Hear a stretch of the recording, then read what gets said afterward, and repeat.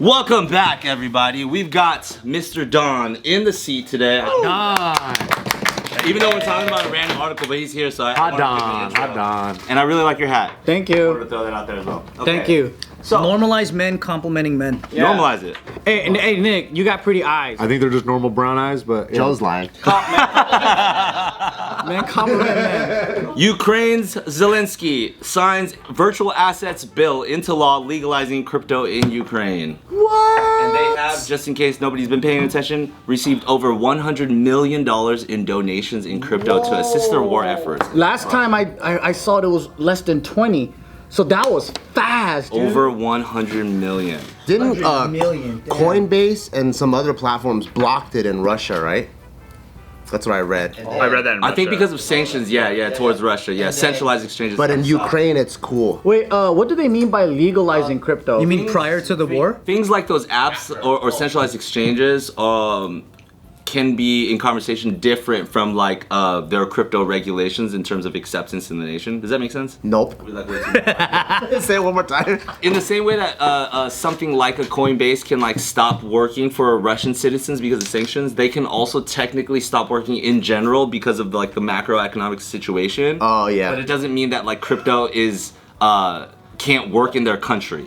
Does that make sense? They could still use VPN. Now you have to say yes. I'm not stupid, you're stupid. Yeah, you're dumb, dude. We get it. That's the whole point of crypto. Right? It goes against like a centralized system, so they can still use it, but they can't use it for specific things. I think the birth and the idealism of Bitcoin specifically, yes. But there's a lot of crypto that is They're centralized. for centralization as well. So, but yes, the ethos of Bitcoin is to be decentralized so that it can't be stopped. You know what I mean? Because I think one of the popular memes that's going around right now is The ethos is to be centralized? No, decentralized. decentralized.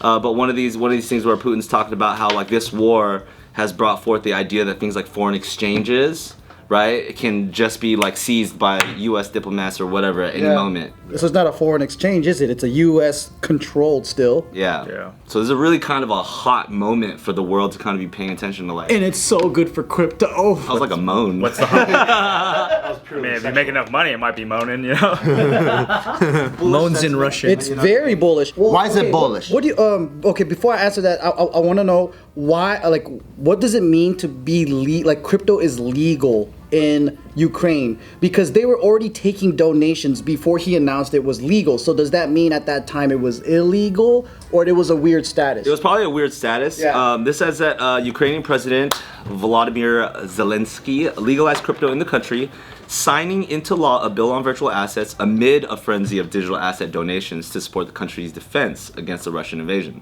The law determines the legal status, classification, ownership, and regulators of virtual assets, as well as setting registration requirements for crypto services providers. The Ministry of Digital Transformation said, and the market will be regulated by Ukraine's National Commission on Securities and the Stock Market. Exchanges will be able to operate legally, and banks will open accounts for them. Which and the state body is tasked with shaping and pursuing a policy in the field of virtual assets, determining the order of circulation of virtual assets, issuing permits to virtual asset service providers, and carrying out supervision and financial monitoring in this area. So in layman's, they're just pretty much- recognizing that you can use it just as good as legal tender. So go ahead and you have my blessing and the nation's blessing to operate with this, and you're not gonna get the rhetoric of us saying you can use crypto for illicit shit, don't use it, it's illegal. And they're most likely also putting like staff into place in order to. That's what it sounds like too. Like all the people that you were originally like a tax accountant, you can also do crypto. You're a stockbroker, you can also do crypto. Like all the You're a bank, you can open a crypto account. all the financial personnel and just the whole infrastructure is now okay to do crypto as well. And that's why I would say it is very bullish for crypto, because the more people adopt and the more people have faith in it, then the more money is going to flow this way. Also, when you see governments using their power to say, you're my enemy, I don't like you because you just think different from me, you can't be a part of the economy now or whatever. And it's not a good case for, obviously Russia, because they're the enemy to us, right? But imagine being a Russian citizen who has no fucking power from what Putin does. It's like they're getting screwed at the end of the day because American companies and Western companies are like, well, fuck Putin, we're gonna just, squeeze out your country. So the peasants, the everyday people, we have to suffer for the actions of our leaders, right? But then what crypto does is it gives people an opportunity to go, okay, well, if crypto's being used, and if people are gonna take crypto and I can go buy bread, I can do these things, then you know what? Instead of trusting in the ruble or the dollar, maybe I'll trust in crypto. And then that's the whole point, I think, of the whole decentralized economy. And this is like a better case for that. It's like, see, look at what can happen here. In this case, it's like, okay, we can use this as legal tender. We can use this as a way to like purchase goods, and then maybe the citizens don't have to suffer. That's the part that sucks the most. Just the everyday citizen that isn't even like pro-war, and they're just living their life like a school teacher or something.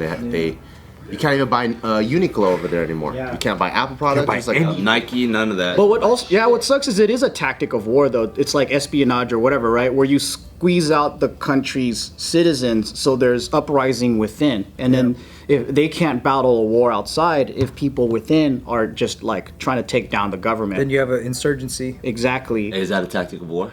100%. Sick, dude. We got the confirmation. And I got a real military guy to say that. Yes. which insurgency was the coolest? Top 5 favorites. Yeah, top 5. The United States against Britain when we took over this country. That's a good answer. That's pretty cool. Fucking good answer. God damn you, you fucking hot guy. This guy's so hot, man. It's crazy. Somebody, I read on this tweet, and it was a really cool way of looking at it, that things like Bitcoin and stuff like that is not so much the value of money, but the value of freedom.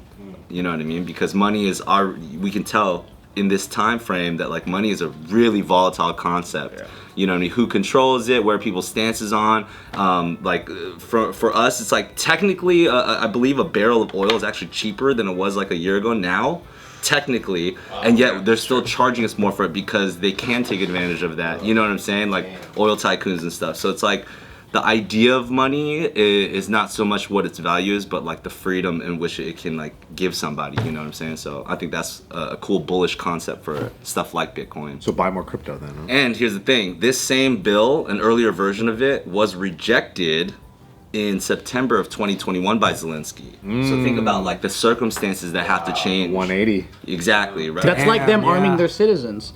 You know, like it's a touchy subject, but then Ukraine is you can't, not everyone can have, you know, guns and stuff, but then like they're handing them out once it's like, oh, we're getting an invasion. Yeah, you have a gun. You have a gun. Everyone gets a gun. Funny how that works. Which is funny. Which is funny because you know, one of the arguments for like you know, like the Second Amendment is that like, oh well, what's the point? Why do you need them? There's no way they're gonna ever invade America. But one of the reasons why Japan was hesitant to invade mainland America is because all their citizens are armed.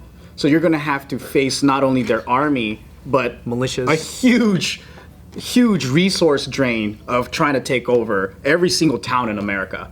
So I was like, damn, that's pretty interesting. So Just gotta hit LA, New York. They don't have enough guns. Is that true? LA, New York? They're very anti-gun laws, But Just hit San Francisco. Then you got the Italian mafia that's like, hey, I got it, capiche, no problem. You know? Is that the guy from the Home Alone clip? We have a lot of like police funding. no, we right? don't have a lot of either. No, we don't. Not in LA. Damn. I think you guys are wrong, dude. I think they have a lot of resources right now. I think they're locking a lot. Oh, we have a lot of Asian hate. That's what we have. Oh, we got abundance. Yeah, what do we do with that? Yeah, that shit's crazy how it's all politicized. It's like, god damn, guys. I think there's 8 senators, something like that, in America right now that are pushing a bill to also ask for Bitcoin to become legal tender within the I US. saw it. That That'd be was so crazy. cool. That'd be a big change, huh? There's a lot of countries that are stepping up to that exact same thing, and now we're starting to see that, I think, in our own government, right? Like people just actually going to the House now, actually in the Senate, like actually speaking up about the pro-Bitcoin, pro-crypto kind of space. And I think one of the things that is being propelled the most with the narrative is that we as America need to be winning the race for the innovation of like financial technology, and also just like I think there's also a fear to it. It's like, I don't understand Bitcoin, but they look like they're accumulating a lot and we can't lose. You know what I'm saying? I think that's a huge tactic to it as How do you well. think that's going to change the market? Do you think that's going to help? I personally do also think that like whether you accept it or not is a huge thing, right? People didn't understand fucking Bitcoin a couple years ago, and now it's all over the news. Yeah. Understanding it is Even grandmas are hearing about it on the news now. exactly, you know what I mean? And it's like when you think about like whether it be things like Ukraine and Russia, who are huge miners of the currency, and now they're undergoing their things, and it's like potentially pushing people out. When China bans it, all the miners go to Ukraine. When Ukraine has to shut down because of Russia, it's like all these miners, they start going somewhere else. And then when you realize who has the power, right, who has the abundance to create that opportunity for a miner to freely do it, untaxed or whatever, and you can harbor them in your country, it's going to lead to some sort of profitable thing in the future and power thing on something as it's not deflationary, but something as limited as like a Bitcoin. If you can only get so many, whoever's got the most chips at the end of the day is going to have a lot of power. And it's like if we are still arguing over here on like whether or not it's used for illegal activity, that's all bullshit narrative. Which is the worst argument. It's the stupidest. Like, who gives a shit? All right, who cares? There's so many companies now that are legitimizing Bitcoin, right? Beside, like whether the government approves it or not. Like what's it, Square that just turned into Block? Yup. Like they are. Everything behind all the research projects is about how they're going to get crypto. Oh, yeah. into the market. Mm-hmm. You know, Shopify is about to accept, stable coins. Instagram yesterday just announced that they're going to make NFTs available via their entire social. Wow. So it's going to be very social media, and like that's you're That's talking smart. mass adoption now. Yeah, integrating it in IG. Let's All go. it takes, right, is one giant company like that. one 16-year-old TikTok girl to get an NFT and you're in, dude.